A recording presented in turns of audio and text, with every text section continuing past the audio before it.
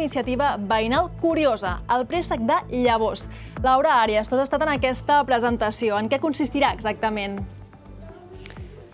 Doncs serà un servei de préstec de llavors, això sí, llavors especials. Seran llavors locals d'aquí de Collserola o bé úniques o també amb una història. Els veïns, els usuaris, les agafaran, se les emportaran a casa, les plantaran i al cap d'un any, quan ja hagin pogut fer les seves pròpies llavors, les hauran de retornar. Tot això quedarà, a més, documentat aquí al fons de la biblioteca. Aquest servei és fruit de la col·laboració entre justament aquesta biblioteca i el Damià, un veí que en el seu temps lliure és pagès i que fa 15 anys que elabora el seu propi banc de llavors que a partir del gener compartirà amb tot aquell que ho vulgui.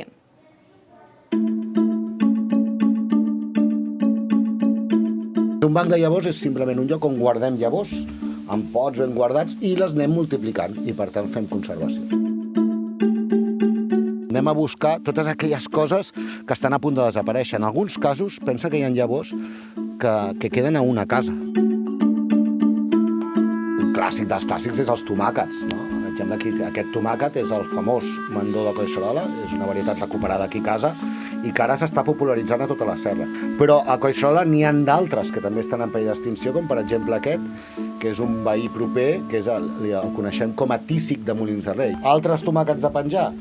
Doncs com aquest, que li diuen albercoc, perquè recorda a la textura d'un albercoc. Per exemple, aquest tomàquet, el que té més d'especial és que ve d'un senyor que es diu Pepito, que viu a les Planes, que és un avi que ha conservat multitud de llavors de tota la vida. Hem d'homenatjar aquests avis que han fet de pont entre el passat i el present i fan que aquesta biodiversitat domèstica ens hagi arribat a l'actualitat.